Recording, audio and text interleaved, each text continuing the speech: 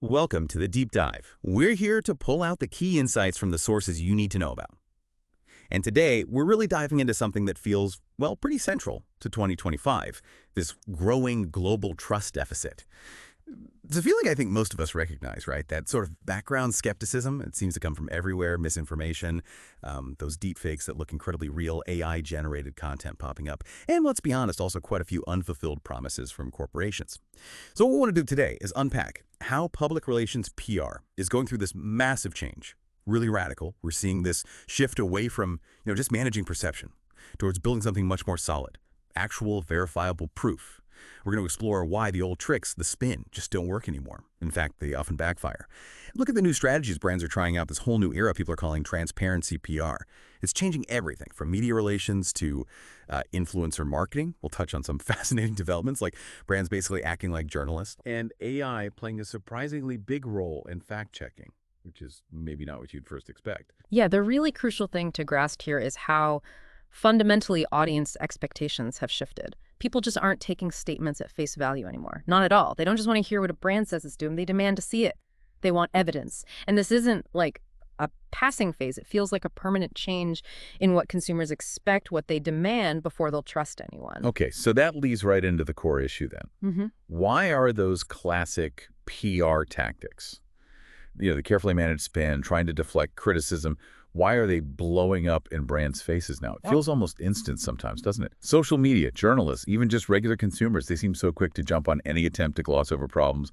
Any misstep gets put under this intense microscope almost immediately. Oh, absolutely. And the reason spin fails now isn't just a simple backlash. It's about a power shift, really. Reputation isn't crafted behind closed doors in the PR department anymore.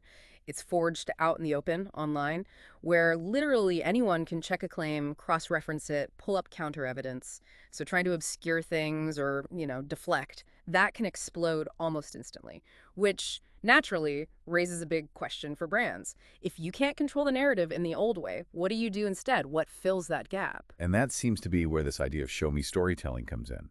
It's really becoming the benchmark. We're seeing it in the source examples. Brands aren't just saying things. They're offering up detailed case studies, real behind-the-scenes looks at how they operate. We're even seeing founders admitting mistakes, really detailed product transparency. Like imagine a company actually sharing the carbon footprint data for its products, or mapping out its whole supply chain, or even explaining why they price things the way they do, step by step. It's these concrete, checkable details that build trust now, much more than some clever slogan. And a really powerful aspect of this is what's being called radical disclosure.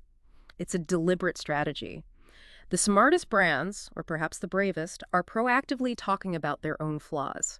They're discussing failures and, crucially, what they're doing to fix them.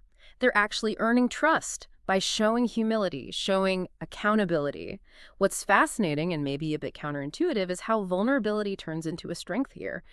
In this climate of deep skepticism, maybe the only real competitive edge left is just being proactively, brutally honest. Right. And talking about proof and checking claims, where does technology fit in?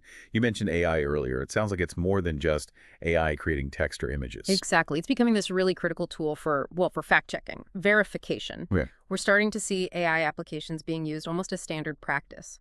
Things like AI tools that audit a company's public statements for accuracy or trace information back to its original source, verify PR claims automatically. It's like having a huge crowdsourced audit team working instantly. That's interesting. But that also brings up a really important ethical point around AI. As AI gets better and better at creating messages that sound human, people are going to they're demanding clear signals. Is this human-made or machine-made? If we don't have that transparency, clear labeling about AI's involvement, well, that trust deficit we started with, that's just going to get worse. We won't know what or who to believe. So this changes how PR teams measure success too, right? Right. The old metrics like impressions, they don't really capture trust. So what does quantifying trust actually look like? This is where it gets really interesting, I think. Yeah. The focus seems to be shifting dramatically. It's less how many eyeballs saw this, and much more how much genuine trust did we build. And new metrics are popping up to try and capture this. Things like tracking credibility signals, maybe how fast a brand corrects bad information about itself, or developing authenticity scores based on how consistent their actions are with their words, and really trying to measure long-term loyalty that comes from that deep trust. It's about trying to put a number on something that felt intangible before. Right. And the bigger picture with these new metrics is it's not just about chasing numbers for the sake of it. It's about building something sustainable, real brand value, and cultivating relationships with customers that last because they're built on something solid. Trust is becoming, in this new environment, the actual currency, the measurable currency. Okay, so given all this pressure and this shift, hmm how are companies actually adapting? Like, what practical steps are they taking? Well, we're seeing some concrete changes mentioned in the sources. Yeah. Companies are creating dedicated transparency hubs on their websites, for example, places Right. where they just lay out data. Some are offering journalists almost unprecedented access to internal information, data sets. Wow. And maybe the most striking thing is this idea of integrating internal truth teams. Hmm. These aren't just fact checkers, they're often cross-department groups whose whole job is to verify every public statement before it goes out, to ensure data is accurate, and even sometimes to prepare disclosures before something potentially negative comes out. It's a really proactive stance. That makes sense. And you can see why this whole shift is so significant, why it's newsworthy. In a world where basically any claim can be checked by anyone with a phone in seconds, telling the truth isn't just the right thing to do anymore. It's absolutely strategic. It's essential for survival. The best communications teams now are focused on rebuilding trust, often from the ground up. And they're doing it through honesty, through admitting vulnerability, and through just being radically visible and accountable. It's about consistent, authentic engagement, not just reacting when things go wrong. So as you're listening to this, maybe think about what this means for you as a consumer. How are your own expectations of brands of organizations likely changing? Or maybe they already have. What kind of proof will you start demanding? What will you need to see, not just hear, before you offer your trust? So, to quickly recap, we've really explored a fundamental change in PR today, this big move away from managing perceptions towards building trust through things that can actually be verified through proof and often radical transparency. Yeah, and it's worth remembering this isn't just about PR departments or marketing.